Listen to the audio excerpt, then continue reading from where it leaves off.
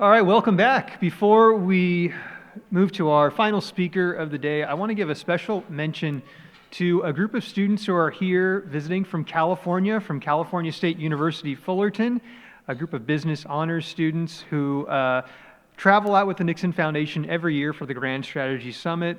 Thank you for being here, and I hope you have enjoyed your week in Washington, D.C. I can't think of anyone better to help us wrap up this year's Grand Strategy Summit than Secretary Robert Wilkie. So I'm honored to welcome him back up to the stage to bring us home. Secretary Wilkie.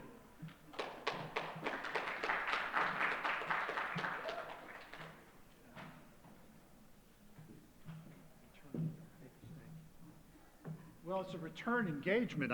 You just had me for an hour, and now you've got me for a few more minutes. First of all, I can never say enough what an honor it is for me to be associated with anything that brings us to the Nixon family and the Nixon legacy. Because when Richard Nixon entered the White House, there were 600,000 Americans in Southeast Asia. One was a young major from New Orleans, my father. America was in retreat and facing its greatest internal crisis since the Civil War. But when Richard Nixon left office, my father was at home because one man believed that his mission was to create a generation of peace. President Nixon secured a way out of a failed conflict without losing American prestige or power. He disengaged without losing the larger Cold War. Beating Chairman Mao, he pulled China from the Soviet Union and exploited tensions between both of those communist powers. Détente, at a time of American weakness internally, lowered tensions with Moscow to reduce pressure on our nation. He was the first to demand that Europe do more for its own defense. And he kicked the Soviet Union out of the Middle East. Golda Meir noted that Richard Nixon was the greatest friend Israel ever had. And with a divided America, he bought time. And it was his strategic vision that laid the foundation for the collapse of the Soviet Union after his presidency. In 1994, Bob Dole predicted that the second half of the 20th century would be known as the age of Nixon. Dole called Richard Nixon the most durable figure of our time. And in his long career, he broke bread with, or shared, or stared down the likes of Winston Churchill, the man he called the largest human being of the 20th century, Charles de Gaulle, Konrad Adenauer, Chiang Kai-shek, Mao Zedong and Zhou Enlai, David Ben-Gurion, Golda Meir, Moshe Dayan, and of course Nikita Khrushchev and Leonid Brezhnev. President Nixon was a hero to the silent majority in America, people who believe in the dignity and importance of working hard, worshiping God, loving their families, and saluting the flag. Dole added that Nixon embodied the deepest feelings of the people he led. In his ultimate active service, he became the century's greatest architect of peace. In 1942, the Chief of Staff of the United States Army, George Marshall, went to Hollywood and asked the great director, Frank Capra, to produce a series of films for the American people entitled Why We Fight. One of the narrators of those films was a young captain of cavalry named Ronald Reagan.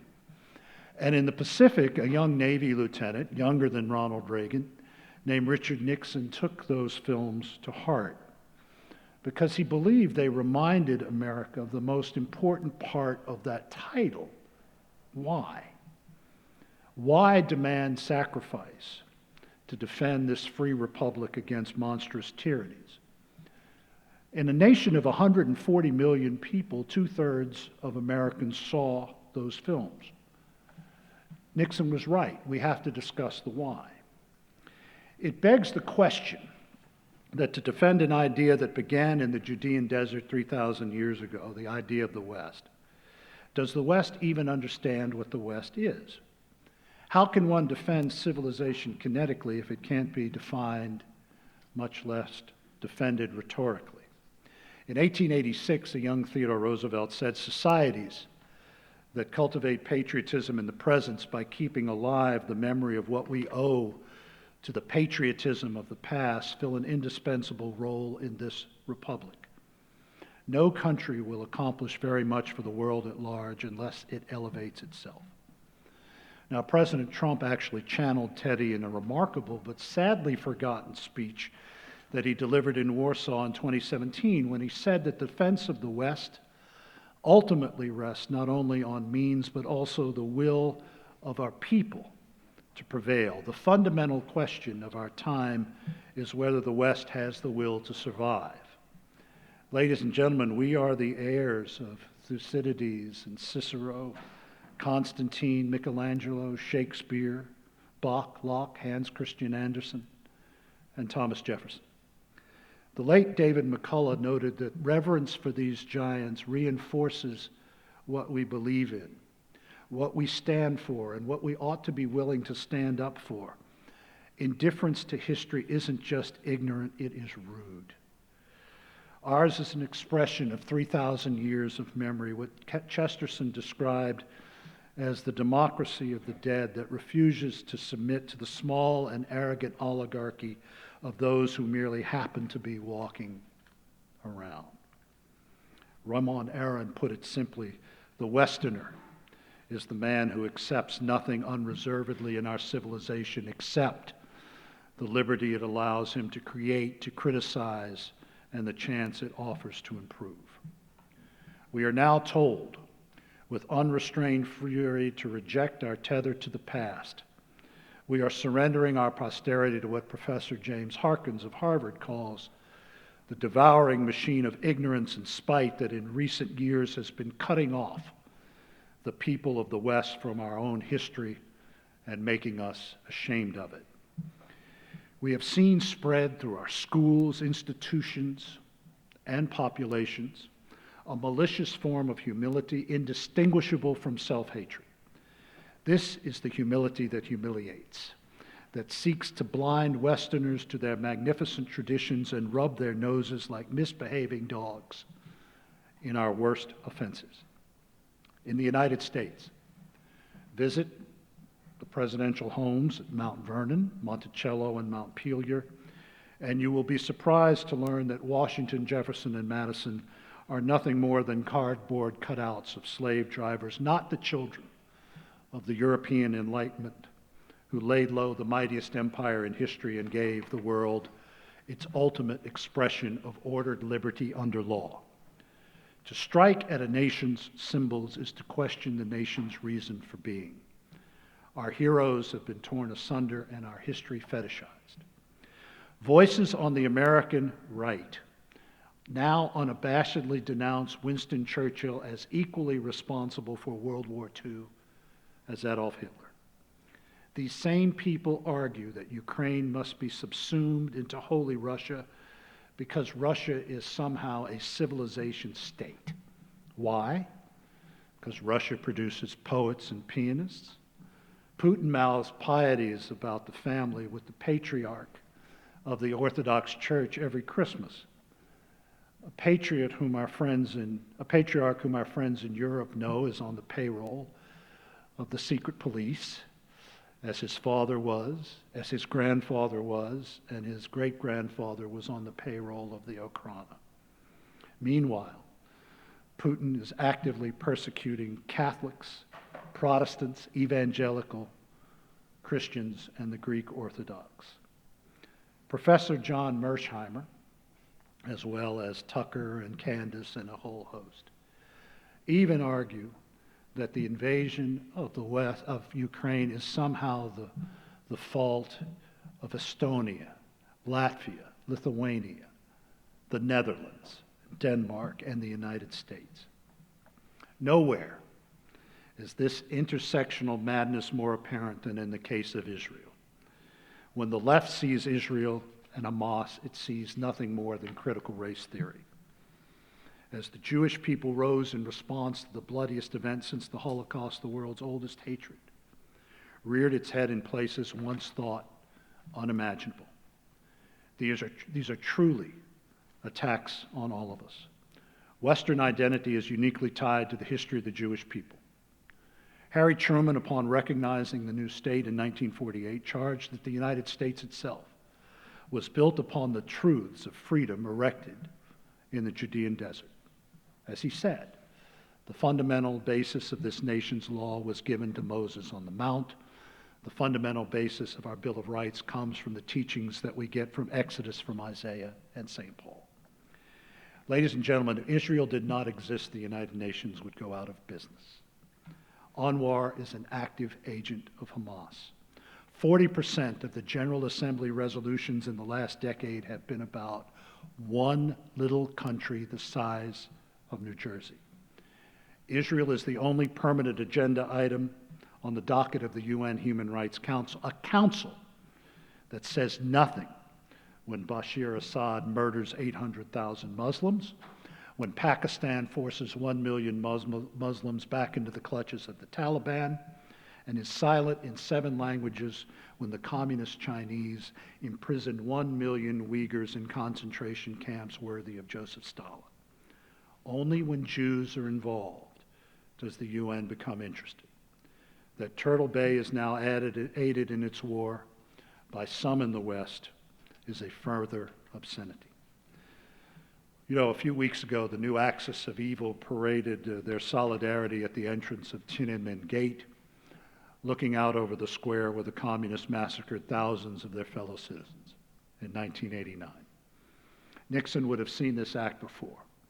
Masses of goose-stepping soldiers marching aside empty ballistic missiles and fighter aircraft that, like the Chinese army, have never been tested in battle unless, of course, like the People's Liberation Army, killing your own people counts as combat. Side by side with Xi were the theocratic fanatics from Iran, Korea's porcine Dark Age dictator, and Vladimir Putin representing his prison of peoples. The only personage missing from that rogues tableau was the late Fidel Castro, but never fear, the Havana Politburo was somewhere in the background. The message was clear. The West is no longer declining, it is dead. The liberal world order, policed by the United States and before that by the British Empire, is over. This display was a fundamental assault on historical truth. Xi rebranded the war in the Pacific as the war of resistance to Japanese aggression, with the Communist Party as the sole author of Japan's defeat. Xi thus claims glory for the new order, a glory that is a fabrication. Wipe out the Kuomintang's lead role in victory and you have erased Taiwan's reason for being. What is not a fabrication is Chinese hegemonic ambition buttressed by traditional Russian savagery and aided by what Dr. Sebastian Gorka calls Islamo-fascist Iran. At least Xi understands that one who controls the past controls the present. My fellow Southerner, the blessed William Faulkner, was more eloquent. The past is never dead. In fact, it is not even the past. Putin has been waging hybrid war on the West for decades, mounting assassinations, cyber attacks, and weaponizing migration to destabilize his neighbors. But he crossed a threshold. For the first time since 1949, NATO forces engaged Russians in NATO territory. Polish, Dutch, and Italian warplanes were scrambled to intercept more than 20 Russian drones that had entered Polish airspace. Russian drones and missiles also struck EU and NATO legations in Kiev. There is no precedent for what happened in the skies over Poland. One thing is clear: Vladimir Putin's appetite for escalating risk is mounting. But before I go any further, let me knock down one revisionist shibboleth. As Russia's death toll reaches 10 times the number of Americans who perished in my own father's decade-long war in Vietnam, and as Putin unleashes traditional Russian savagery on civilians because he is stalemated on the battlefield, He wants you to believe that little nations like the Netherlands and Estonia and Latvia are responsible for his barbaric acts in Ukraine because they advocated the expansion of NATO, thus creating an insecure Russia and forcing it to lash out. The argument has two key flaws. First, NATO is a defensive alliance and has sadly been shrinking exponentially in terms of its military capabilities since the fall of the Berlin Wall. The Kremlin's complaints about the alliance tend to spike only after democracy breaks out in Russia's near abroad. Secondly, Putin fears democracy and the threat that it poses to his regime, and not NATO expansion. Taking the latter off of the table will not quell his rapacious appetite. The declared goal of the invasion, the denazification of Ukraine, is a code for the end game: anti-democratic regime change while restoring Russia's fated empire. And Ukraine is the key. Like Xi, Putin is rewriting history. Denazification is the continuation of a Russian lie that it alone won the Second World War and is still entitled to the spoils of victory.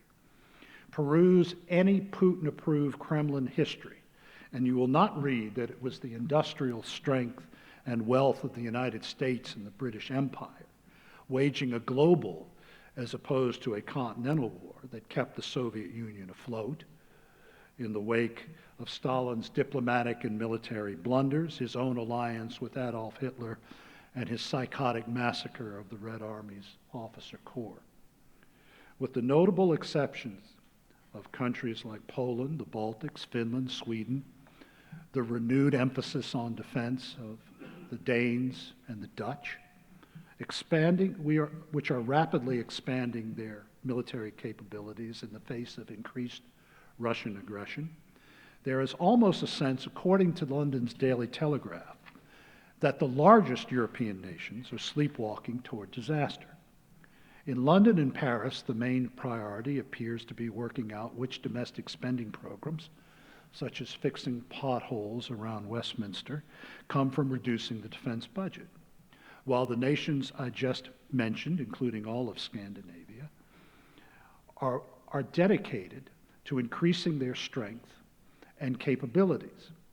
Tiny Lithuania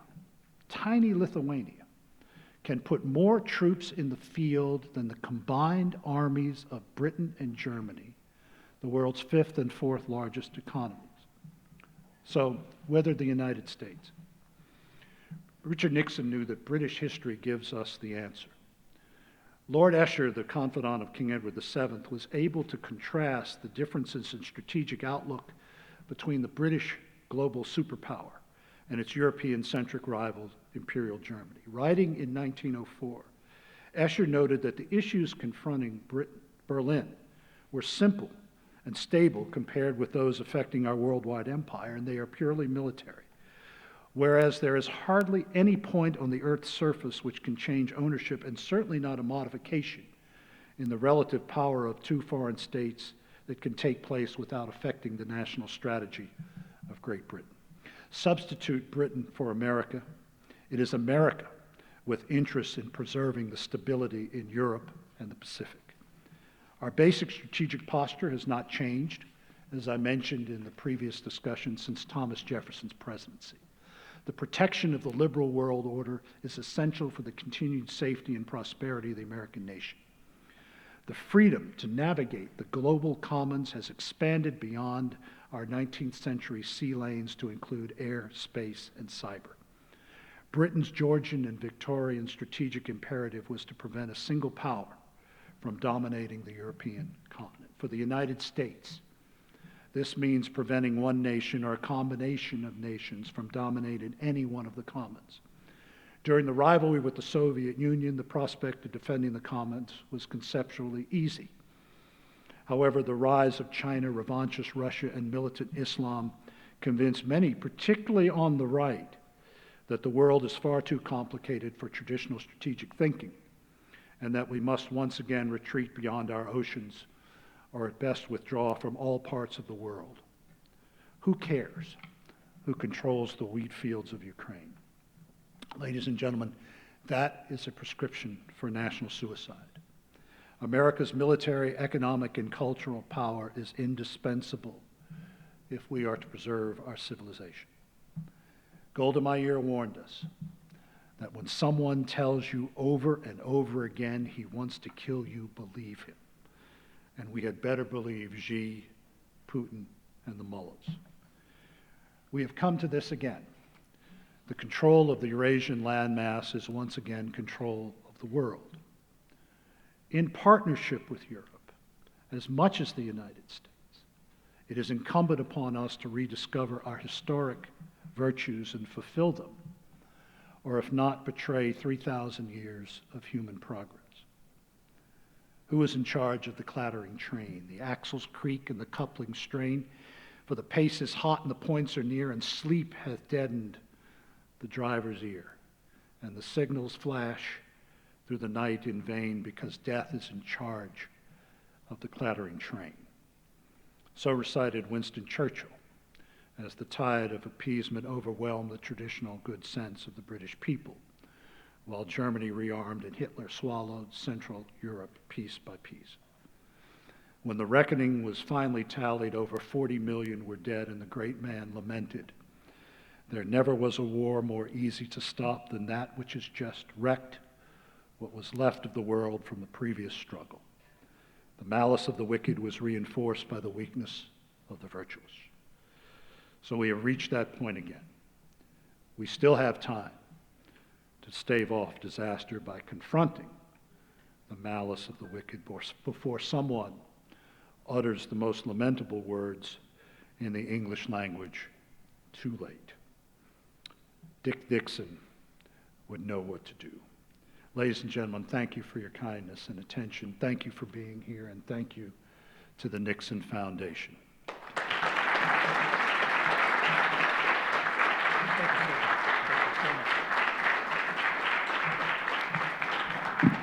Thank you again, Secretary Wilkie, for those wise words to wrap up the Grand Strategy Summit this year. As we finish, I would just want to take a moment to thank all of our participants, our panelists, our sponsors, all of you for attending. I want to thank the great Nixon Foundation team for organizing this Grand Strategy Summit, especially Jamison Feltz. And I want to acknowledge our board of directors who joined us over these past 2 days. Our goal with the Grand Strategy Summit is to look forward 20 years into the future, 30 years, 50 years at America's role in the world. We've done that over the past 2 days. We're going to continue to do that, and we look forward to being back here next year. Please follow the Richard Nixon Foundation on our website, nixonfoundation.org, our social media channels, YouTube at Nixon Foundation, to watch these sessions again, read the recaps, and stay tuned for the next year's Grand Strategy Summit. Thank you again for being here. Safe travels to you, and we'll see you next year at the Grand Strategy Summit.